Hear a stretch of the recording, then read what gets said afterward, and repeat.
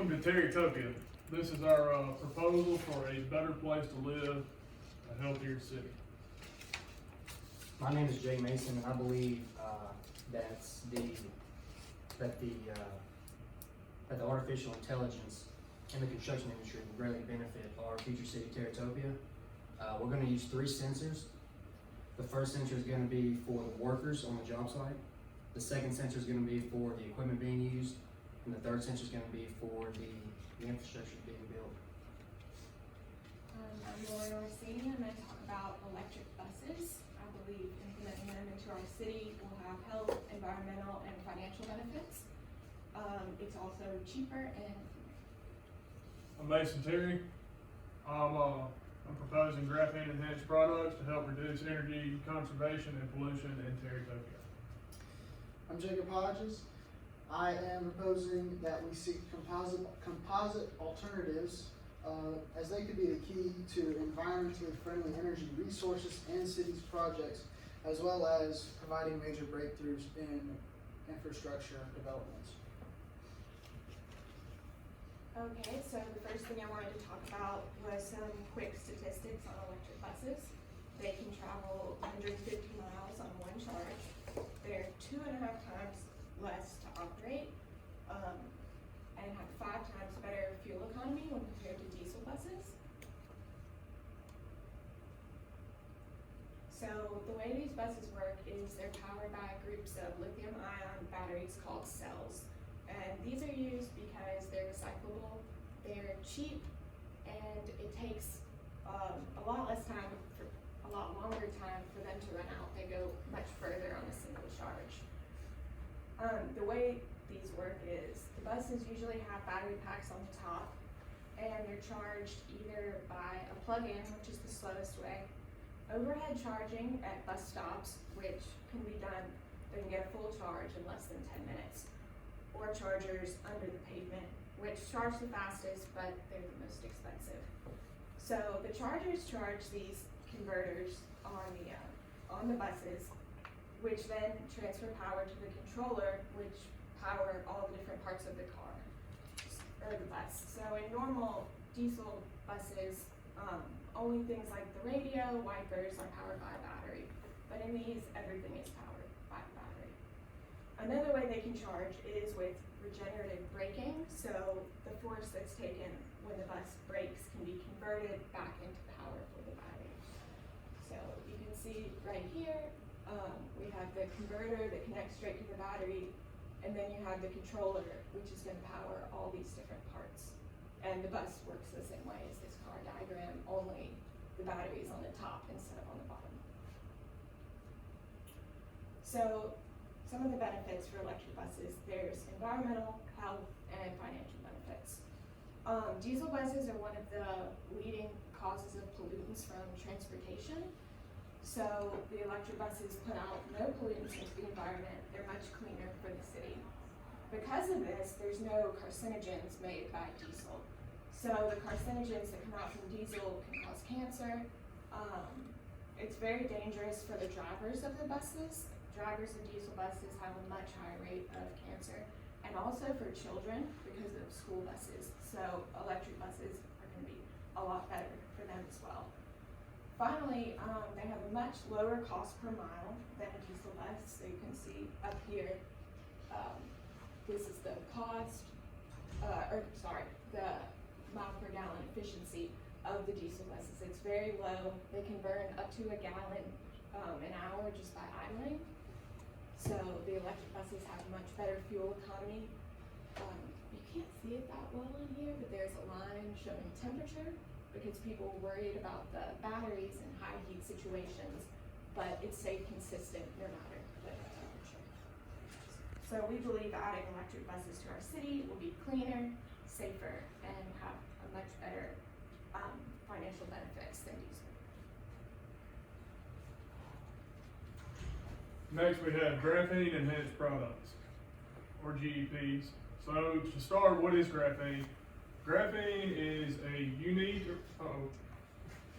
arrangement of carbon atoms that are they're planar. So you can see that in the picture right there. This arrangement of atoms causes it to be 100 times stronger than steel, and it gives it an extremely high conductivity of heat and electricity. What can we use it in? We use GEPs in batteries. So what does it do? Graphene enhanced products and batteries make it a great conductor of electricity, which means it can charge faster, discharge faster, do everything that a normal lead acid battery can do faster. More storage capacity in a GEP battery means that it has longer battery life, and Tesla has mentioned a 1,000,000-mile car with an electric vehicle. So all of this leads to less energy consumption and pollution, because further you can go, the more people are going to like electric cars. You can see in the diagram here, lead acid holds just under 50 watt hours per kilogram, and graphene enhanced products, or graphene enhanced batteries, hold 350 watt hours per kilogram. So next thing you can use GEPs in is paint. Using graphene enhanced products in paint improves thermal regulation by dispersing the heat across all of the paint better. Graphene is also very porous, so that gives it the ability to allow fresh air to come through the paint, as well as, I guess, your polluted air to go out. Graphene enhanced paint is also corrosion resistant, so you're gonna have less rust and stuff like that on your metals, and your brick and stuff won't erode away as fast. This promotes cleaner air and less energy consumption as well. Alright, so a better future with composites. So we're going to talk about how seeking composite alternatives are going to not only improve your livelihood, but also help improve the city's infrastructure as well. So composites as a whole are composed of two or more distinct fibers or materials.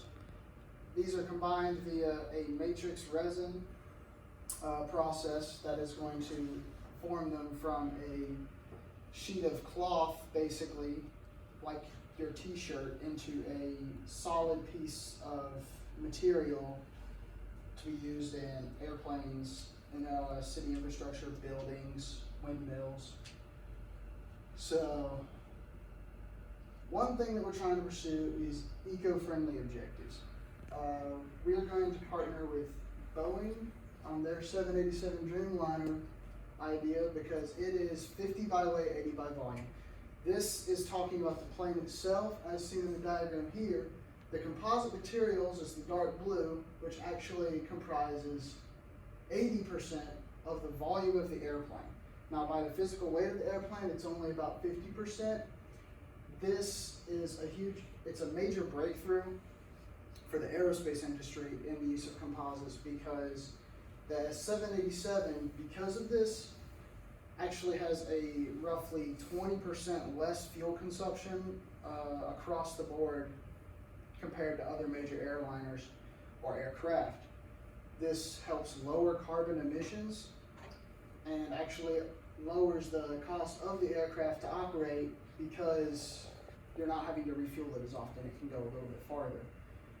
Another thing that this will accomplish is cleaner air and corrosion elimination. So composites, it's actually been found that aircraft with majority composites compared to, say, traditional aluminum aircraft can actually be pressurized. The interior cabins can be pressurized at 6,000 feet above sea level, as compared to aluminum aircraft, which actually pressurized at 8,000 feet.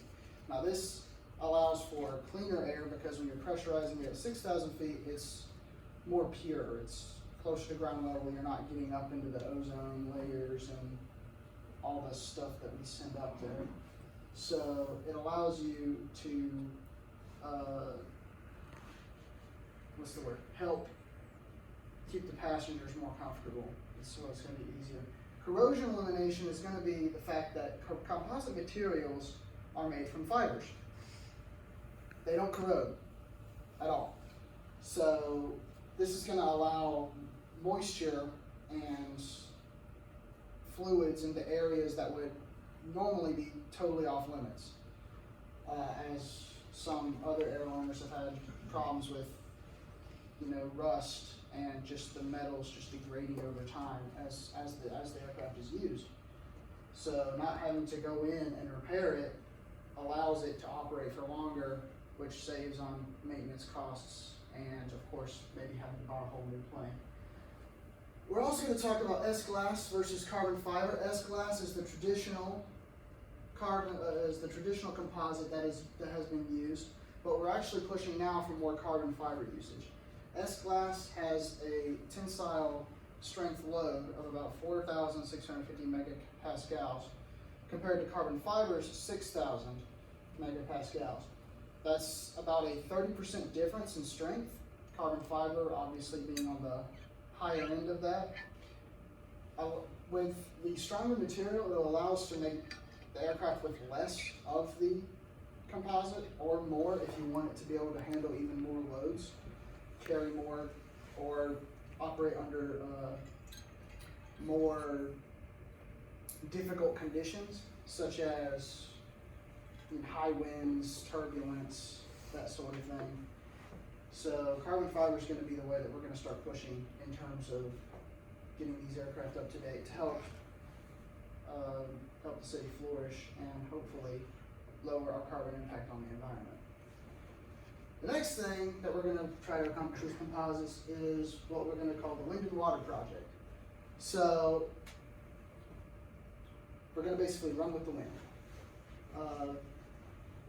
By introducing composites, which are normally already found in windmills, the windmill itself, the blades, the spar cap here is 90% of the time a composite material, usually that S-glass that was mentioned earlier.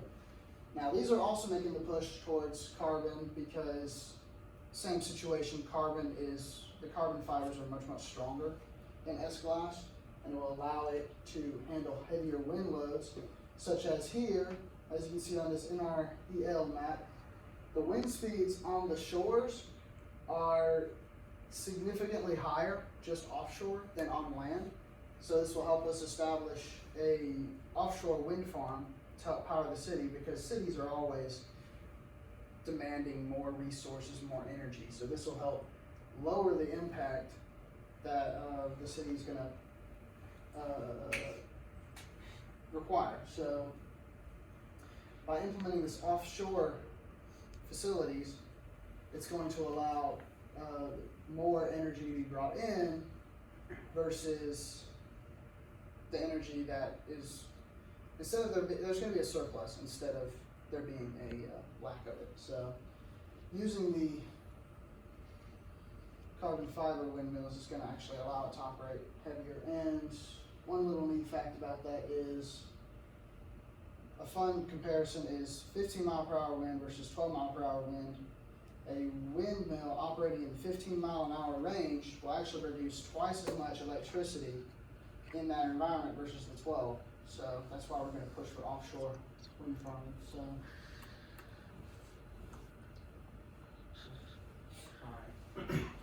Not only will the electric buses, the graphene enhanced products, and the composite materials make our future city a good place to live, but so will the use of our artificial intelligence in the construction industry. Does anybody know how many people work just in the construction industry in the United States? 200,000. 11 million. That's a big number, right? What's also a big number is that almost 150,000 people get hurt each year working in the field. Using the artificial intelligence, we'll be able to